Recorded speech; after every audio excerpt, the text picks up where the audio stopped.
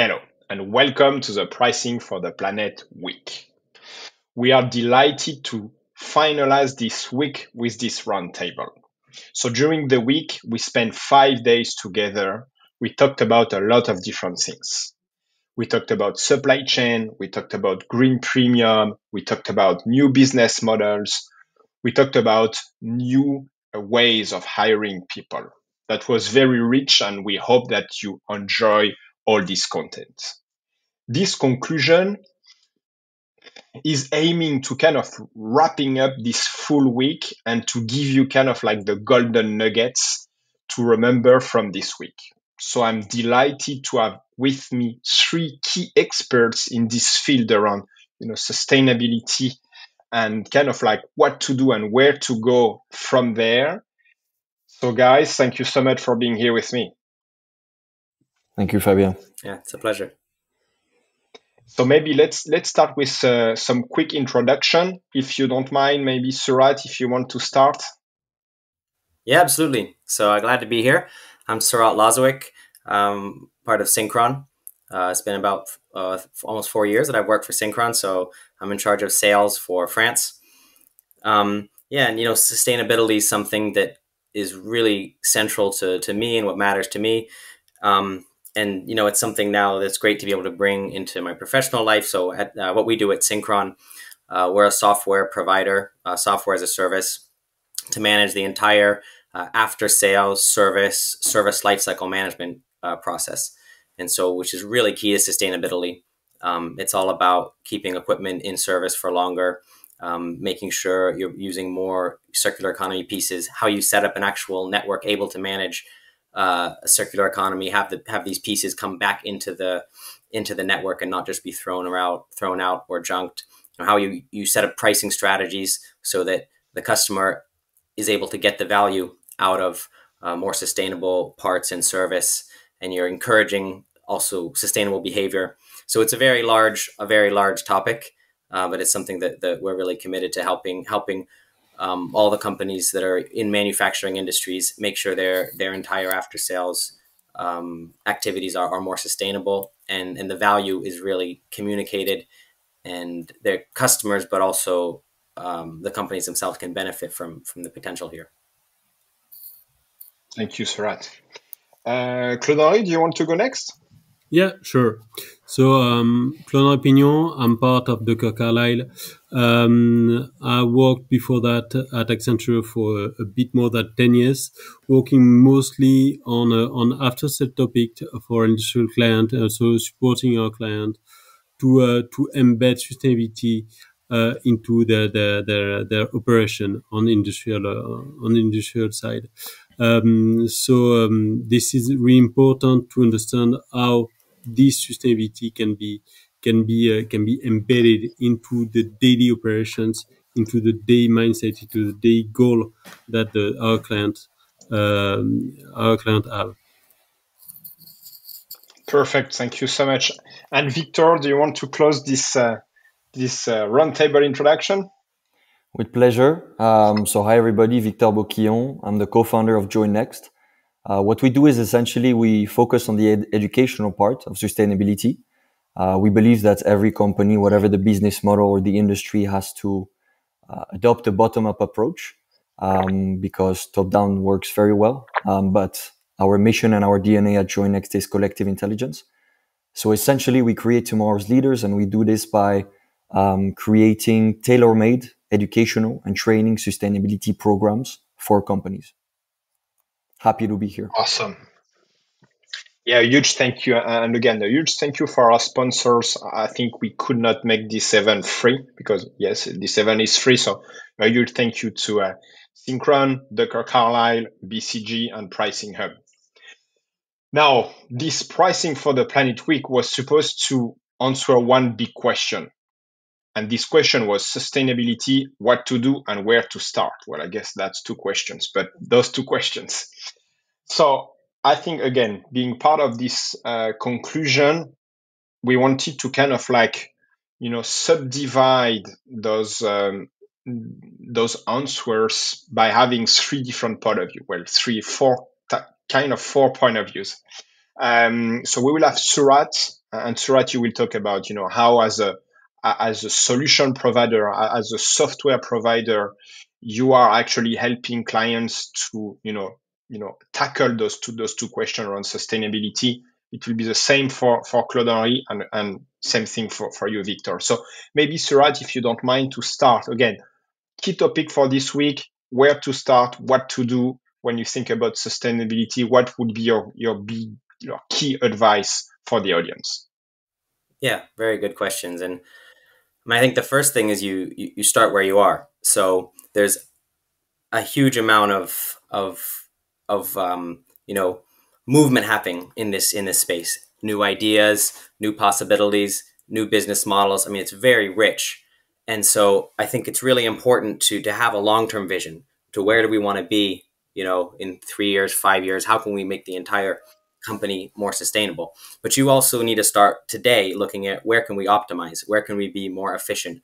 Where can we make the activities and the business we're doing today more sustainable? Because we talk a lot about new business models. Like with Synchron, we're working on solutions to help companies move towards servitization, for example, to where you have a completely different business model. You're no longer selling equipment and parts. You're actually selling the service, the result. And this can have a huge impact on sustainability, on how you manage your parts, your service, your pricing. I mean, it's a whole shift in mindset. So that's when also this whole piece of change management comes in, where what like Dr. Carlisle brings to the table is really interesting. There's training. I mean, it's a whole shift in how things are done. But even if you start doing that, you may start with one product line. You have one product line that you start trying to sell through a service model. You may have a couple percentage points of your business that start there. And for that to become your main revenue is going to take, years. And so you have to be working on the one hand, you're building the future. And the other hand, you're looking at how can we make our operations today immediately, like things like, we're really active in the supply chain. So how do we reduce just the emissions from, emergency shipments? So we have the right parts in the right place, and we're no longer needing to send them by airplane because we already have them when we need them. They're ready to be used. Pricing, how do we, if we want to increase, let's say, so we're really specialized in the part space, we want to increase the sustainable, circular economy parts or refurbished parts. How do we use our pricing strategy to give customers a reason to choose a more sustainable part instead of, just a new part? If they're the same price, the customer's probably going to go for new. So, it's also about incentivizing and then making it easy for the customer to make a more sustainable choice. So let's start there. It was a big key takeaway I got from the different, speeches that you gave, with your colleagues at Synchron was like, I think a lot of people are looking at sustainability like, oh, it's, something new or something that, that should come from the chief sustainability officer. And actually, that's not the case at all. You can start at your level. You are a part manager. You can be a supply chain manager. You can do a lot around sustainability by working first, in your own kind of like kingdom and be, the right choice and thinking about the right change. So I think, that's a big thing for the audience, which is, like, you don't need to be a head of sustainability or a chief sustainability officer. You can be wherever in the organization and have a big impact.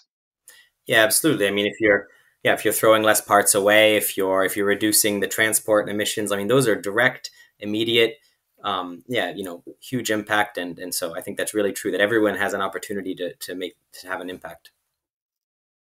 Perfect. So I think super clear. I mean, like, maybe key takeaway number one, start with the right, partner, find the right solutions, make sure that your, tech provider, that your solution provider are enabling you to move towards sustainability. I think that's a big thing. And I think, again, Synchron is the perfect example of that. So that's one component, I would say, from the equation.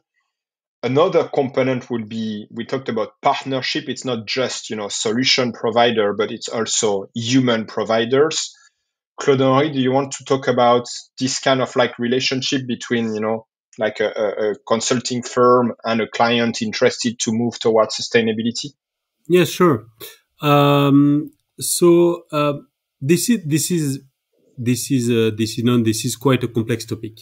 It spans across the entire organization, across all the function, from bottom to top, top to bottom. So it's very complex to manage. It's very wide. You can have conflicting objective. I just want to come back on what you just said, that everybody can act in his own department, in his own sandbox, I would say. That's true. Up to there is it can be some conflicting objectives. I want to ship that part fast, or I want to ship that part in a environmental, ecological manner. So at that point, you might have some conflicting objective, and this is where you need to have a complete organizational change. And this is very important for that to get support, because you can't get that, I won't say critic, but that external point of view by just doing it by yourself. It's a topic that will span around across the tools, the data, the people, the process, the objective. So you need to start with first, what is the purpose? And this is what Swart just explained. What is the purpose of the company? Then based on that purpose, what does it mean for me? So where is my organization toward that purpose, right? You need to get the assessment of the data that I have, the people that I have. Do I have people that are aware of sustainability? Do they understand what is the impact in their daily jobs? Do they understand how they are impacted and how they are going to impact their surrounding environment in their day job? So this is really, really important. So I believe that this very first purpose setting, obviously, but then assessments, again, the purpose is very important. I think you mentioned a very important word, which is data. And, I think if we oversimplify it, we talked about a lot, business model transformation, new solution providers. I think, one very pragmatic way to start this transformation towards sustainability is to start with kind of your baseline. And Claude-Henri, I think you made that very clear during your webinar, but I think it's worth, highlighting that, it's maybe the best way to start is to figure out, and for the European firms, that's easier because you are obliged with a CSRD for the big firms. But if you're outside of the CSRD realm, I would say it's smart to start with your baseline to understand your impact, to understand, what's your current, electricity use, what is your CO2 emissions, all those kind of stuff. And I think that's such an important part. Maybe before going into education, Claude-Henri, because I think that could be a big question. It's like, and again, I think Christian mentioned you during the introduction. One thing that is important is, going above just the consulting firm aspect, it's a human aspect. And I think I'm glad you're here because Christian mentioned you as a hybrid, type of professional. It's you're expert in, after sales, industrial industry, but at the same time, you have the same expertise around sustainability, which makes you a great asset for a firm like Decker Carlisle. I was wondering if you can share a little bit more on that. Yeah, and I think this is a bit like the digital transformation. When people say they are digital native, maybe now we can speak about sustainable or sustainability native, meaning that every time they think about a topic, a project in their daily work, they think about sustainability. This is really important because this is the people who are in supply chain, in purchasing, in logistic transportation, whatever, in engineering. If you don't embed sustainability into that role, into that profile, you won't be able to make a complete transformation of the company, because this is the people who knows best what exists. When you go to a warehouse shop floor, there's many people that will say, but we are making mistakes here and there, because they know their job. So if on top of this, you embed this sustainability spirit into this kind of people, they will be able to transform the enterprise deeply because they are hands-on. So this is really important if you want to have a complete transformation, that this is not just something that is going from top, and that it just as a mantra, or just an ambition that is not deeply rooted into the company. And it start to be that way, with the new hires and people. And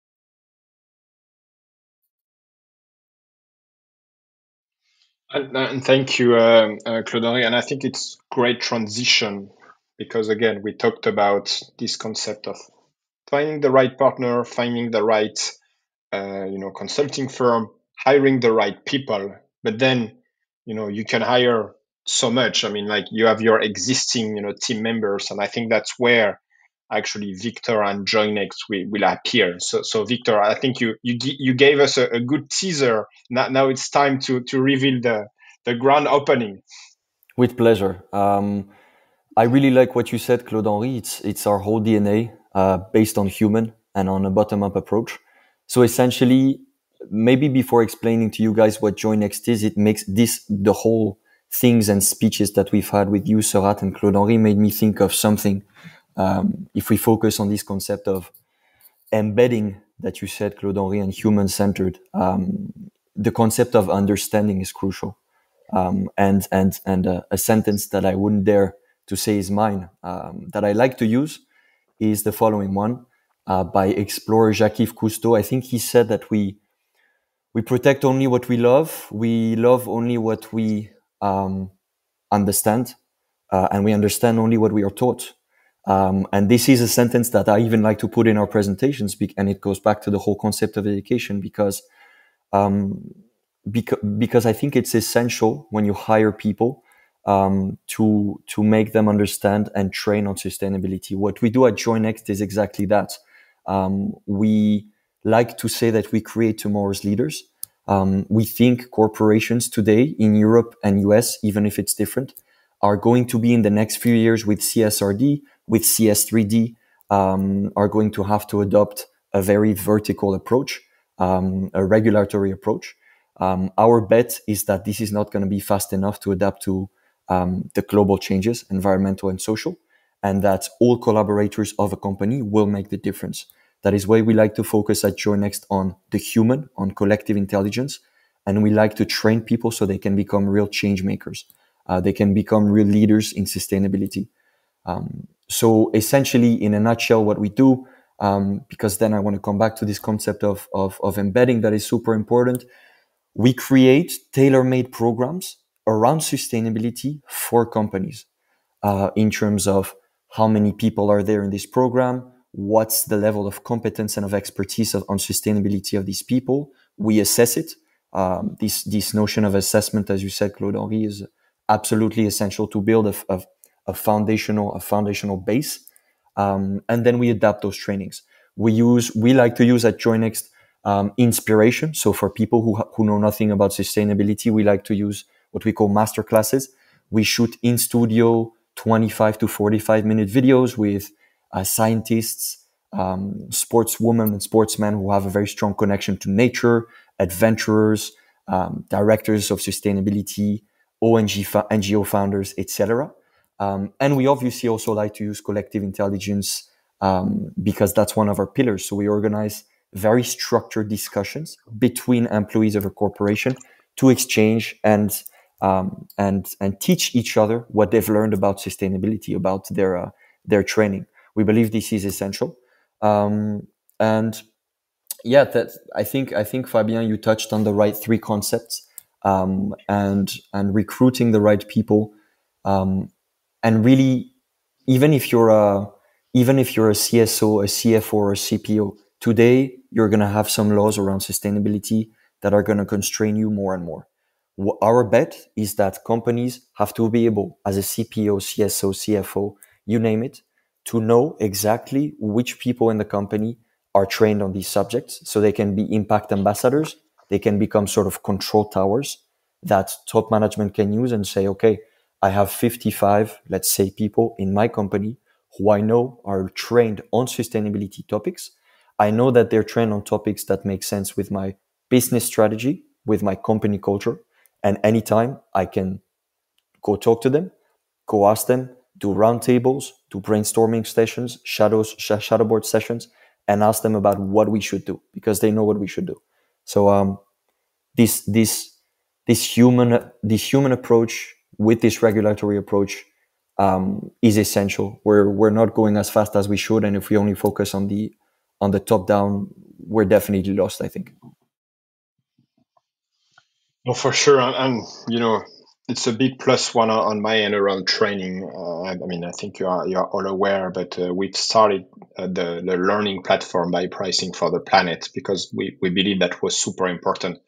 And it's interesting because that's how we met with Victor and the team at JoinNext. It's we are in this niche because for us it's super important to start sustainability with, and I don't like this term, but this monetization in mind. I think we got a lot of criticize on social media because people, when we say monetize sustainability, people are thinking that we want to take advantage of sustainability. That's not the message. I think what we really want to convey is a lot of the sustainability transformation is not working because they are treating it as something completely different than the company.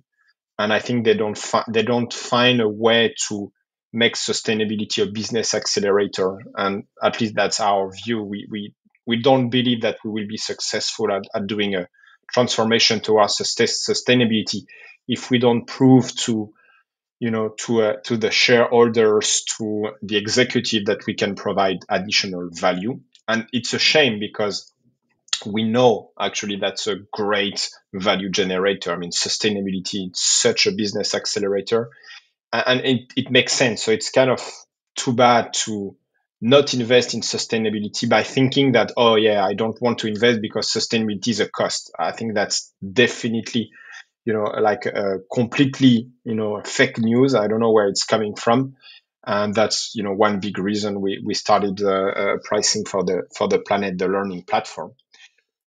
One thing, and I would love to have your opinion, because again we have a big bias because both Stefan and I are coming from from pricing. What's your view on kind of the essential skill set to learn for anybody interested in sustainability? So of course, at Pricing for the Planet, we will say that's kind of like how to monetize sustainability. That's a big prerequisite. What would be your other, top three skill set to learn to be successful in this transformation? Who wants to uh, who wants to go next? It's a big and, question. and for the Yeah. for the audience, that's not scripted at all. So that's why we are taking some time here.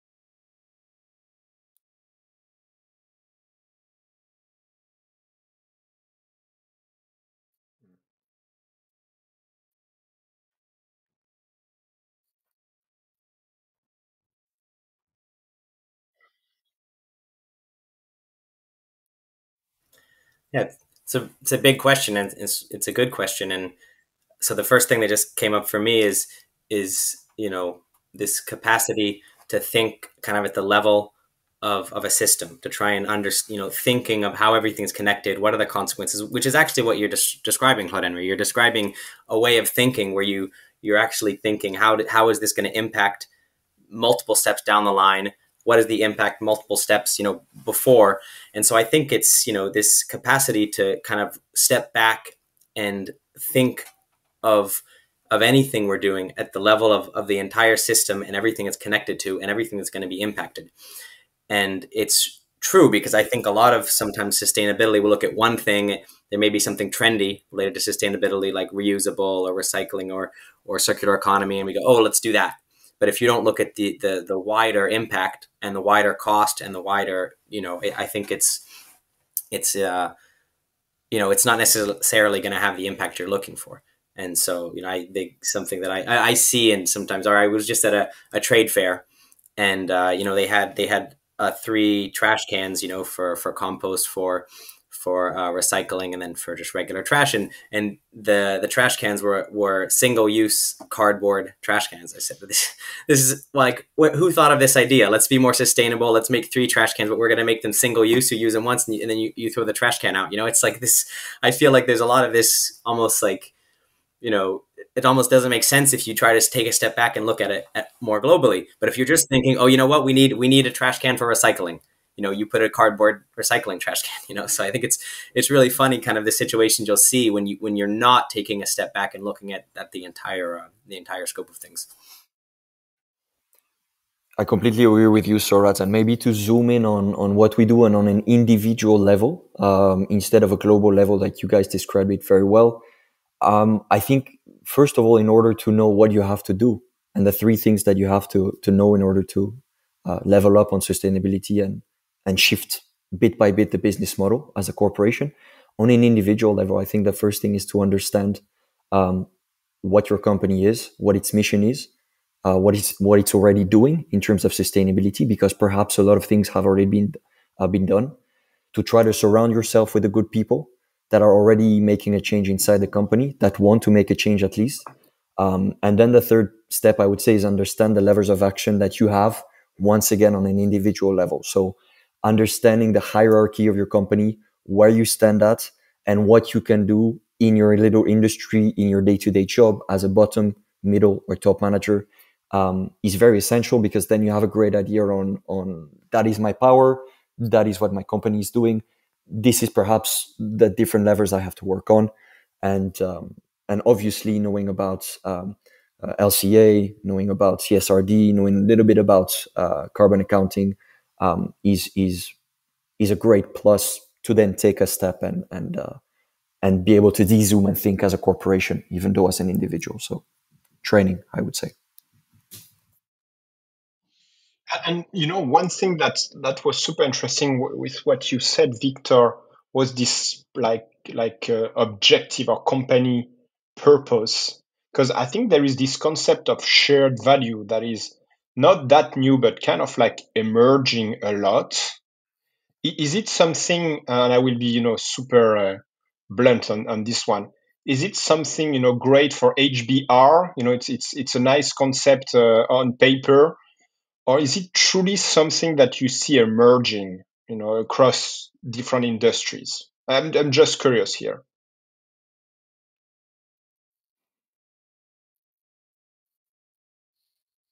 Because it's, and maybe while you are thinking about it, it's like, I've done a lot of podcast episodes around shared value. There is a big organization around shared value, but it's almost like I have the impression that most of the C-level are not aware of this concept, and I think it's not really picking up. Like, we see ROSI, this concept of like return on sustainable investment, emerging a lot, but we don't see the same traction around shared value. And maybe again, it's a bias, maybe based on the market or based on like the city we are living in. Just interested, because that could be, you mentioned this purpose, this objective. I think if companies are really taking what I'm calling taking the responsibility and really pivoting from I want just to create, profit for my shareholders and stakeholders, like how can I completely shift that into, that's my vision. And I think the example they gave with, back in the time when, Ford Motor Company, they didn't care about selling a car. They just wanted everybody to have a car. And now it sounds crazy because we're like, no, we need to stop cars. At the time, it made total sense. But we don't see a lot of companies. We see a little bit of like Tesla is doing that. We need to electrify the car market. Let's try to do that. Do you have maybe other examples or some companies leveraging shared value? Um, I think from my point of view, if I was to answer that, Fabien, I would say the main the main holdback for us when we talk to companies is and especially to top management members, board members, is the fact, and that's why it's different for Tesla. I think it's the fact that these top management members or board members are here for a finite amount of time, 3, 4, 5, maximum 6 years. The vision we try to implement and we usually hear about in sustainability is a 2030, 2050 vision. I mean, 2030 is in 5 years, so not even to talk about 2030, but as a human being, as an individual, if we de-zoom, it's very hard to even project yourself in 2050. If I try to project myself on a personal level, I hope I don't know what I'm going to do in 2050. So, and I leave a part of curiosity to that. So if I'm a board member or C-level, and we see this with the interactions we have at JoinNext is, yes, they perfectly understand that in terms of regulations, they have to change. So they hire the right people and all of that goes to plan, even though a lot of companies are late in CSRD and not even thinking about, they obviously think about the profit and loss. The P&L is the Bible and it's always been. And don't get me wrong, a business that can be sustainable has to be profitable. So that is also necessary. But maybe to answer this question of shared value, I think we have to strike the right mix. At least that's what we try to do at JoinNext when we speak to board members of large corporations. Find the right mix between inspirational, personal, and I want to be very blunt here, ego talk to tell these members and these people it's for you, but it's also for your children, it's for your grandchildren, it's for your cousins, etc. But of course, in a business level, in a return on investment and KPIs level.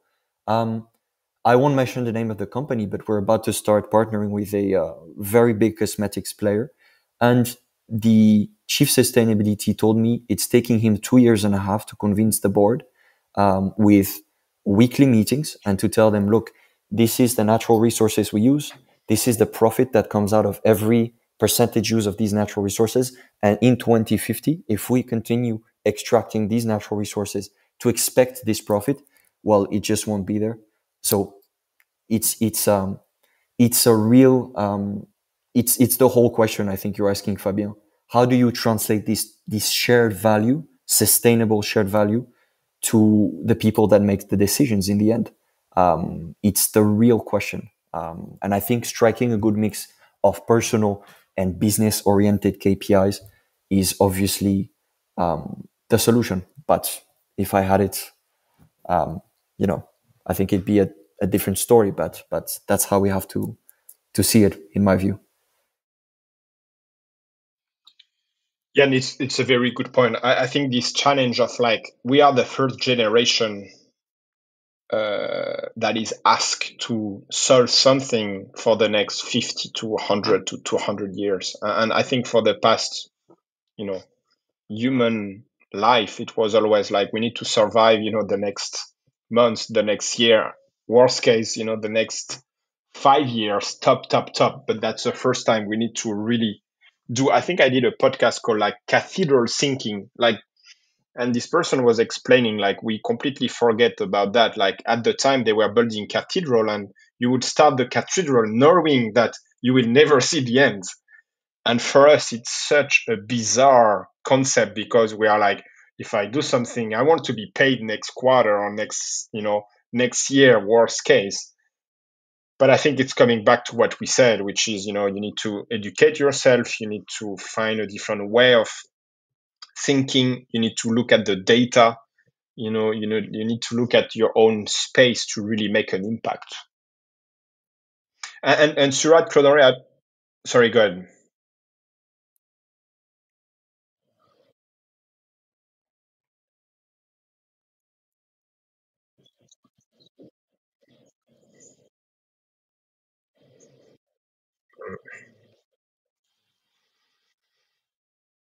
Yeah,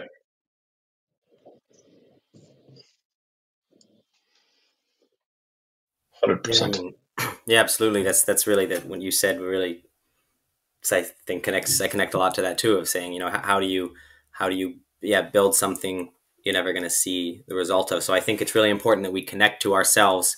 What does it mean to me today? So even if you're able to do something for future generations for hundreds of years from now, I think you need to be able to do that long term and stay engaged. You need to know what it means to you today. So looking at so that's where monetization comes in. Okay, if you can make this be part of your business, be part of your job, great. That means you can stay engaged in it and you can dedicate yourself to it. If it can be, or just it could be also just about the visibility. A company that's doing something new and innovative and sustainability, they're going to get coverage in the news. They're going to get, it's going to be seen, or a CEO that wants to leave his mark if he's able to launch something. So, I think we need to connect to, what's the impact going to be for me and the people around me today, at the same time as we're investing in something that should be, very long term.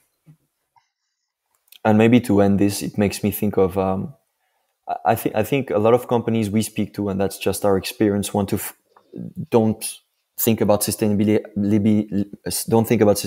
at all.